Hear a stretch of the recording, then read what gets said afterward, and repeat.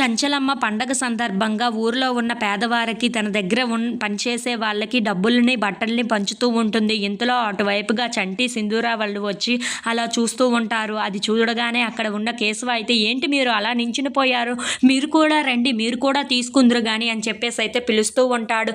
ఆ మాటలు వినగానే అక్కడ ఉన్న సింధూర చంటి వాళ్ళు అయితే ఒక్కసారిగా షాక్ అయిపోయి కేశవ వైపు అలా చూస్తూ ఉండిపోతారు. ఇంతలో అక్కడ ఉన్న కేశవ రండి మిమ్మల్నే పిలుస్తున్నాను అని చెప్పేసి అయితే అంటూ ఉంటాడు. ఆ మాటలు వినగానే అక్కడ ఉన్న చంచలమ్మ అయితే ఒక్కసారిగా షాక్ అయిపోయి కేశవ వైపు అలా చూస్తూ ఉండిపోతుంది. ఇంతలో అక్కడ ఉన్న కేశవ మాత్రం మన ఇంట్లో ఉన్న వాళ్ళకే ఇవ్వవు కదా, బయట ఉన్న వాళ్ళకి ఇస్తానన్నావు కదా, అలాంటప్పుడు వాళ్ళు బయట వాళ్ళే కదా అనుకుంటున్నావు కదా, అలాంటప్పుడు వాళ్ళకి కూడా ఇవ్వాలి కదా అని చెప్పేసి అయితే అంటూ ఉంటాడు. ఆ మాటలు వినగానే అక్కడ ఉన్న చంచలమ్మ మాత్రం ఏమీ మాట్లాడకుండా మౌనంగా కేశవ వైపు అలా చూస్తూ ఉండిపోతుంది.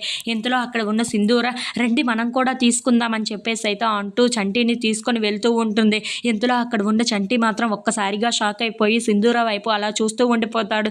ఏంటి బయట వాళ్ళు అంటున్నారు, అలాంటప్పుడు అమ్మాయి గారు ఎందుకు వెళ్తున్నారో నాకు అర్థం కావటం లేదులే, సరేలే అని చెప్పేసి అయితే అనుకుంటూ సింధూర వెనకాతలే వెళ్తూ ఉంటాడు.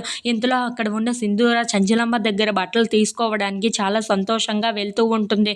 ఇంతలో సింధూర వంతు రాగానే అక్కడ ఉన్న చంచలమ్మ అయితే మౌనంగా అక్కడ ఉన్న తన బట్టలను పట్టుకొని అలా ఆలోచిస్తూ ఆ బట్టలను పట్టుకొని ఉండిపోతూ ఉంటుంది. ఇంతలో అక్కడ ఉన్న సింధూర మాత్రం నాకు కూడా ఇవ్వండి అని చెప్పేసి అయితే చంచలమ్మను అడుగుతూ ఉంటుంది.